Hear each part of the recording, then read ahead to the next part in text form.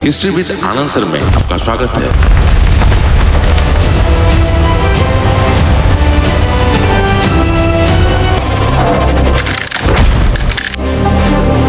History with Anand sir में आपका स्वागत है।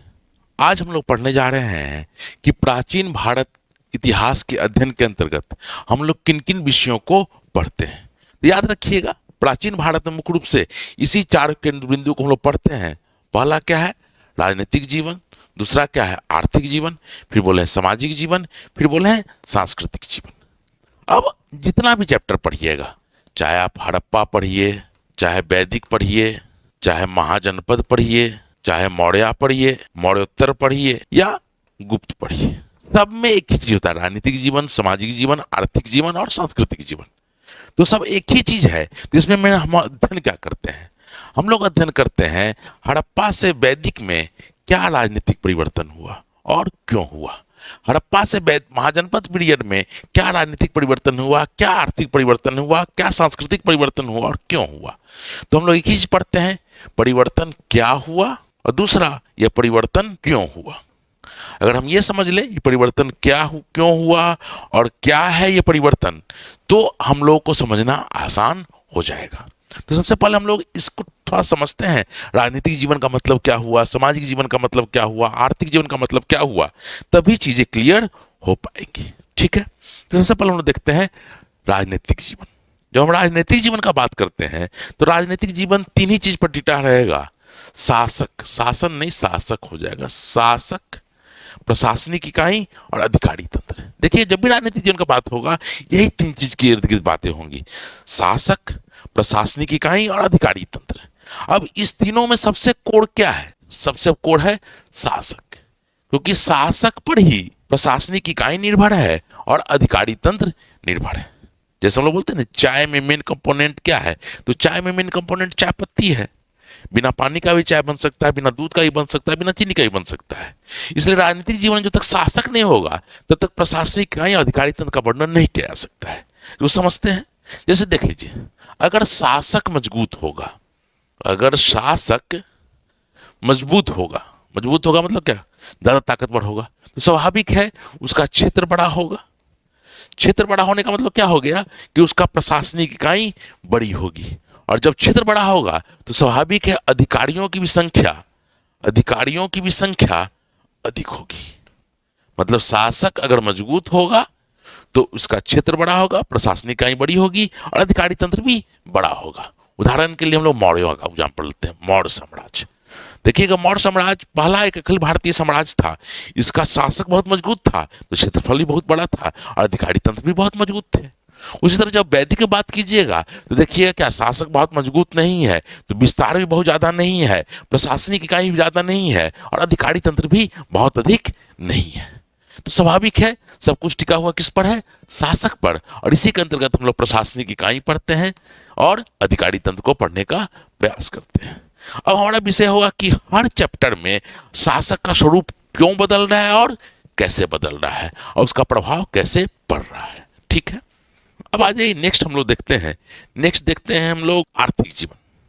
अब आर्थिक जीवन को थोड़ा समझ लेते हैं। आर्थिक जीवन के मूल रूप से हम तीन ही चीज पढ़ते हैं, पशुपालन, कृषि और व्यापार। क्या तीनों में कोई संबंध है? इसको समझ लेते हैं थोड़ा सा। इसको समझ लेने के बाद फिर दिक्कत खत्म हो जाएगी। जैसे समझिए, पहले हम लोग पशुपालन, थोड़ा सा पीछे आ जाए। पहले हम लोग पशुपालन और कृषि के बीच संबंध को समझने का प्रयास करते हैं। पशुपालन और कृषि के बीच समझने का प्रयास करते हैं। याद रखिएगा, जब हम प्राचीन भारत कर रहे हैं तो उस समय बात के बहुत टेक्नोलॉजी नहीं आया था, ट्रैक्टर वगैरह नहीं आया था। तो कृषि किस पर निर्भर थी? पशुपालन पर ही निर्भर थी कृषि। मतलब जैसे जैसे कृषि का विकास होगा, कृषि बढ़ेगा, वैसे वैसे पशुपालन का महत्व भी बढ़ेगा, घटेगा नहीं। क्योंकि कृषि के लिए पशु बहुत इंपॉर्टेंट है। दो कारण है। पहला कारण क्या है? श्रम के लिए, लेबर फोर्स में कृषि का यूज होगा।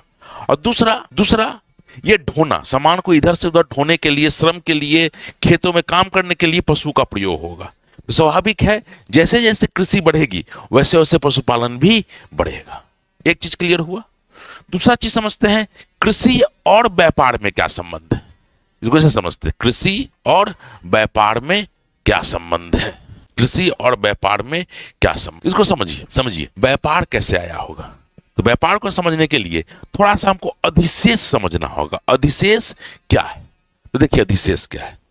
जब हम बात करते हैं कि शासक आया, जब हम बात करते हैं कि कृषि जब उत्पन्न हुआ, तो स्वाभाविक है शुरू से ही कृषि विकसित होगा ऐसा बात नहीं है। हम एक अवस्था कल्पना करते हैं कि कोई व्यक्ति एक्स है जो 100 केजी गेहूं उपजा ले रहा है, 100 केजी गेहूं उपजा ले रहा है, लेकिन इसका सालाना खर्च कितना बच रहा है, ये कितना पर अपना प्रयोग कर पा रहा है, तो इसका उपयोग कर पा रहा है ये मात्र 70 केजी गेहूं का, 70 केजी गेहूं का। तो स्वाभाविक है इसके पास कितना बच गया, 30 केजी गेहूं बच गया। इसी 30 केजी गेहूं को बोलते हैं अधिशेष, अधिशेष सरप्लस। अब इस 30 केजी गेहूं के बदले क्या चाहेगा, इस 30 केजी गेहूं के बदले क्या चाहेगा, तो चाहेगा इस 30 केजी गेहूं के बदले वो कोई वस्तु ले ले। मान लीजिए कपड़ा चाहे तो कपड़ा में बदल सकता है इस गेहूं को, इस गेहूं को वो लकड़ी में बदल सकता है कि भाई हमको जलावन की लकड़ी चाहिए, मान लीजिए उसको चावल चाहिए। तो यहीं से क्या होगा, जैसे ही जैसे अधिशेष उत्पन्न होगा वैसे व्यापार उत्पन्न होना शुरू हो जाएगा। मतलब इसको और अच्छा समझाया जाए तो हम इसे कह सकते हैं, इसको हम इसको ऐसे समझा सकते हैं कि, इसको समझ लेते हैं, इसको हम ऐसे कह सकते हैं कि कृषि में क्या उत्पन्न हुआ, अधिशेष, और ये अधिशेष क्या उत्पन्न करेगा, व्यापार। क्योंकि जैसे जैसे अधिशेष, कृषि और व्यापार में क्या संबंध है, कृषि में जब अधिशेष उत्पन्न होगा, सरप्लस होगा, तभी व्यापार होगा। तो अब इसको ऐसे कह सकते हैं, कृषि जब बढ़ेगा तो अधिशेष बढ़ेगा, और जब अधिशेष बढ़ेगा तो व्यापार होगा। और देखिए व्यापार बढ़ेगा तो व्यापार पर दो चीज निर्भर हो जाए। जैसे ही व्यापार बढ़ेगा तो पहला चीज क्या होगा, नगरीकरण को बढ़ावा मिलेगा, नगरीकरण को बढ़ावा मिलेगा। और दूसरा चीज क्या होगा, जैसे ही व्यापार बढ़ेगा तो दूसरा चीज क्या करना होगा, व्यापार को लेखा जोखा के लिए वाणिज्य का विकास होगा, वाणिज्य का विकास होगा। वाणिज्य मतलब क्या, कितना बेचे, कितना खरीदे, क्या लाभ हुआ, क्या हानि हुआ, तो उसका जो लेखा जोखा वही वाणिज्य है। और वाणिज्य तभी संभव है जब लिपि आ जाए, जब लिपि आ जाए।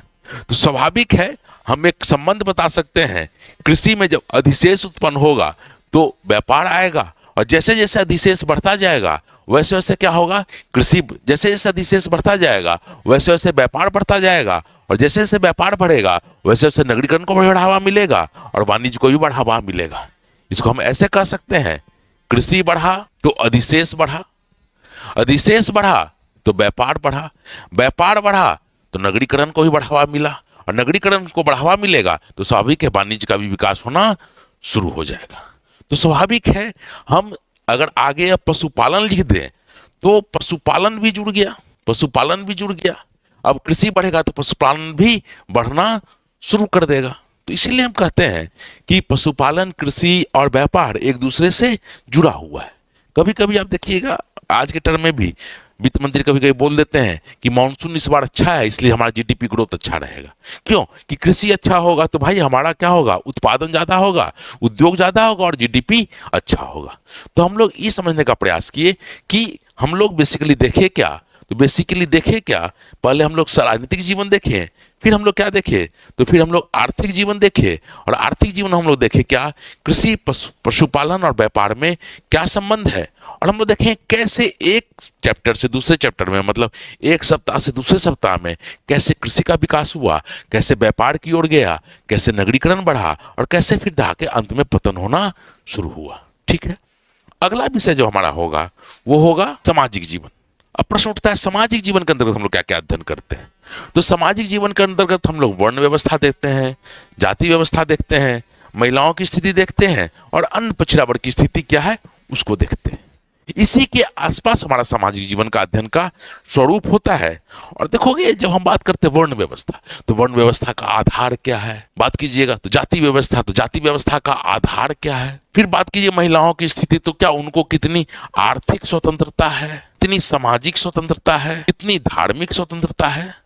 स्वाभाविक है यही सब मिलके जब अध्ययन करते हैं तो यही हमारा विषय हो जाता है सामाजिक जीवन।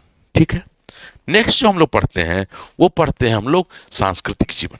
सांस्कृतिक जीवन में एक चीज, बहुत चीज आता है, इसके अंतर्गत धर्म भी आता है, भाषा भी आता है और साहित्य भी आता है, विज्ञान एवं तकनीक भी आता है और कला आता है। और कला में भी हम देख रहे कई प्रूफ होते हैं, स्थापत्य कला, मूर्ति कला, चित्रकला। हमको देखना होगा, जैसे देखिएगा जब हम लोग पढ़ेंगे तो हम लोग देखेंगे परिवर्तन क्यों हो रहा है, धर्म में परिवर्तन क्यों हो रहा है। देखिएगा हम लोग वैदिक धर्म से शुरू करेंगे, वैदिक धर्म का देखिएगा बौद्ध दर्शन, बौद्ध धर्म और बौद्ध दर्शन पढ़ेंगे, जैन दर्शन पढ़ेंगे, फिर आगे जाके देखिएगा यही वैदिक धर्म बाद में हिंदू धर्म के रूप में परिवर्तित होगा। तो धर्म कैसे बदल रहा है, क्यों बदल रहा है, उनका आधार क्या है, यह पढ़ते हैं। भाषा और साहित्य के अंतर्गत समझते हैं कि इस बीच में समाज में क्या परिवर्तन हुआ है और परिवर्तन क्यों हुआ है। हम हमेशा याद रखिएगा, इतिहास में खासकर सिविल सर्विस के लिए हम लोग इतिहास में यह हुआ ये नहीं जानते हैं, यह क्यों हुआ और कैसे हुआ। जब इसका जवाब मिल जाता है तो आपका आंसर स्वतः ही लिखना शुरू कर देते हैं। और विज्ञान और तकनीक उस काल की विशेषता को दिखाता है कि कैसे लोग आगे बढ़े। और कला का जब बात कीजिएगा तो एक अलग खंड ही हो जाता है यूपीएससी में, और इसके अंतर्गत स्थापत्य कला, मूर्ति कला और चित्रकला पढ़ते हैं। और देखिएगा हर समय स्थापत्य कला का स्वरूप बदल रहा है, मूर्ति कला का भी स्वरूप बदल रहा है, पढ़े होंगे गंधार कला, मथुरा कला, उसी तरह चित्रकला का भी स्वरूप बदल रहा है। तो हमको समझना होगा ये स्वरूप में परिवर्तन क्यों हो रहा है, क्योंकि परिवर्तन बिना सामाजिक मान्यता, बिना धार्मिक मान्यता और बिना राजनीतिक आर्थिक परिवर्तन के संभव नहीं है। ठीक है, अब जो हमारा अगला विषय है वो जानने का है कि क्या ये सब अलग अलग है या सब जुड़ा हुआ है। मतलब मेरे कहने का मतलब क्या है, राजनैतिक जीवन, आर्थिक जीवन, सामाजिक जीवन और सांस्कृतिक जीवन, कृतिक जीवन जुड़ा हुआ है या अलग अलग है। हमेशा याद रखिएगा, हम लोग भले ही अलग अलग पढ़ते हैं लेकिन हमेशा एक दूसरे को प्रभावित करता है। जैसे एक में जब परिवर्तन होगा तो दूसरे को भी, जैसे मान लीजिए राजनीतिक जीवन में अगर परिवर्तन होता है तो ये सबको परिवर्तित करेगा। ऐसा नहीं है कि दूसरा को नहीं परिवर्तित करेगा। और सबसे जल्दी परिवर्तित होता है, सबसे जल्दी परिवर्तित होता है राजनीतिक जीवन, फिर परिवर्तित होता है आर्थिक जीवन, फिर होता है सामाजिक जीवन और बहुत अंत में संस्कृति का परिवर्तन होता है। संस्कृति का परिवर्तन बड़ा धीरे धीरे होता है। जैसे देखिए राजनीतिक जीवन का मतलब क्या है, शासन में परिवर्तन, एक शासन की जगह दूसरा शासन आ जाएगा। जैसे देखिए मौर्योत्तर काल में हम लोग देखेंगे कि उत्तर पश्चिम से शासक आएंगे और जो शासक है विदेशी शासक है, स्वाभाविक है पूरे के पूरे अर्थव्यवस्था को ही बदल देंगे, सामाजिक जीवन को भी बदल देंगे और सांस्कृतिक जीवन को भी बदल देंगे। तो राजनीतिक परिवर्तन देखिएगा ये सबको बदलने का प्रयास करेगा। वो कभी कभी देखिएगा आर्थिक परिवर्तन, जैसे हम लोग देखेंगे वैदिक काल, लेटर वैदिक काल के बाद जब महाजनपद का पीरियड आता है तो वो बहुत बड़ा आर्थिक परिवर्तन है। और यही आर्थिक परिवर्तन देखिएगा, यही आर्थिक परिवर्तन राजनीतिक परिवर्तन भी करेगा, सामाजिक परिवर्तन भी करेगा और सांस्कृतिक परिवर्तन भी करेगा। तो हम लोग जो बोलते हैं सब अलग अलग है, कहीं ना कहीं सब आपस में जुड़ा हुआ है। और हम लोग का मुख्य बंधन क्या है, ये परिवर्तन क्यों हुआ और ये परिवर्तन क्यों हुआ और इसका प्रभाव क्या हुआ। जैसे ही हम लोग ये पढ़ लेंगे तो एक एंशिएंट का हिस्ट्री का जो है एक समझ डेवलप होना शुरू हो जाएगा। धन्यवाद। हम लोग नेक्स्ट वीडियो में देखेंगे क्या, तो देखेंगे क्या इतिहास पर भूगोल का क्या प्रभाव पड़ता है, उसको देख लेंगे। और याद रखिएगा मेरा जो चैप्टर हो गया, लेक्चर है कि एनसीईआरटी के आसपास है, तो क्लास 11th का एनसीईआरटी का रीडिंग मार लीजिएगा तो एक समझ डेवलप हो जाएगी। धन्यवाद।